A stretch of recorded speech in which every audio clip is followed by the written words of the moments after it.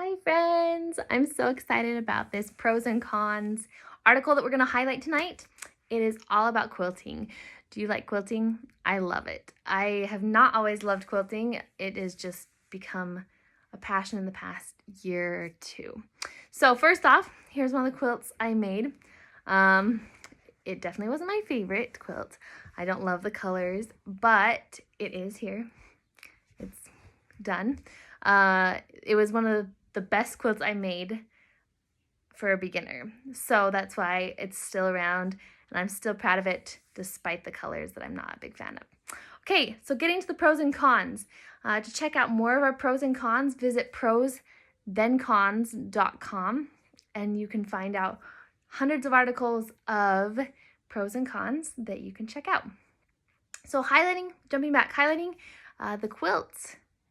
Pros and cons. The pros and cons of quilting as a hobby. So one of the big pros is you are the first one to make that quilt. I guess if you buy a pattern from a store and it's all put together and you can buy it and put it together and sew it, a couple of other people may have done it before. But if you are the one that picks out the material and cuts it and sews it together, there will not be one other quilt exactly like yours ever made. So it is 100% you. I love that. Number 2 is it's a big puzzle. I love jigsaw puzzles. My husband and I can sit down and do a jigsaw puzzle for hours. But a quilt is like a massive jigsaw puzzle that could last months, depending on the complications of the quilts and how it's put together. Number 3, you can put a lot of you in there. My sister made this fun tradition that she'd make each of my siblings a quilt when they got married. And I was able to go and pick out my own material that she would put in my quilt when I got married. And I loved it. But she was super surprised because she would not have chosen any of those fabrics that I chose in our wedding quilt. And so it's like 100% me. That quilt was just me screaming loud. Had my sister done it, it might have been a little more calm and less colorful and less exotic. Another pro is that you can recycle. So I've made quilts out of old clothes. Like I have this skirt that I really like, and then I'm going to cut it up and iron it out and wash it and throw it in a quilt. And it's something fun because it's me, but it's also recycling. It's not thrown away. I guess you can donate those old clothes, but if they have holes in them, then you're just going to end up throwing that material away that a lot of it is still good and can be used. So I am all about recycling. I think that's awesome. Okay, some cons for quilting is it costs a lot of money. It can cost a ton. You can buy a quilt or like a blanket from Walmart for so much less money than you would in quilting your own quilt. Yeah, your own blanket. It is expensive. I think just to get the batting, it's probably $10 or $15. And you can buy a blanket from Walmart again for about that price.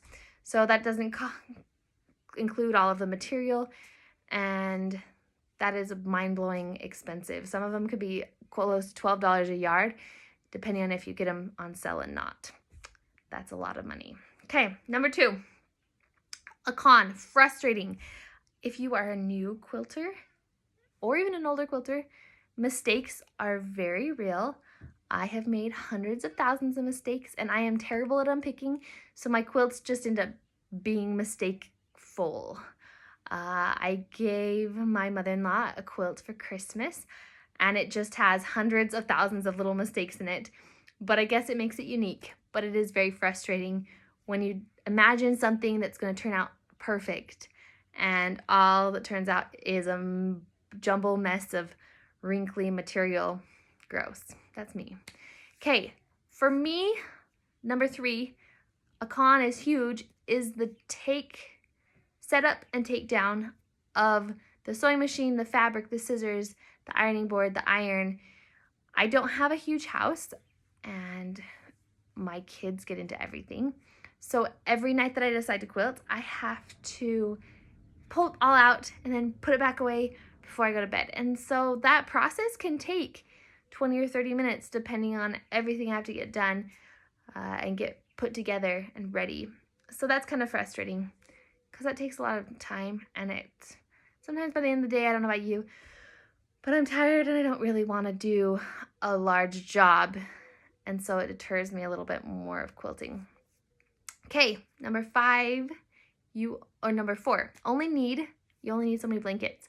My grandma, she made a quilt for each of her grandkids, and we loved it. But by the end of those quilts and those blankets, my mom was like, oh my goodness, we do not need one more blanket in our house. Our closets were stuffed with blankets.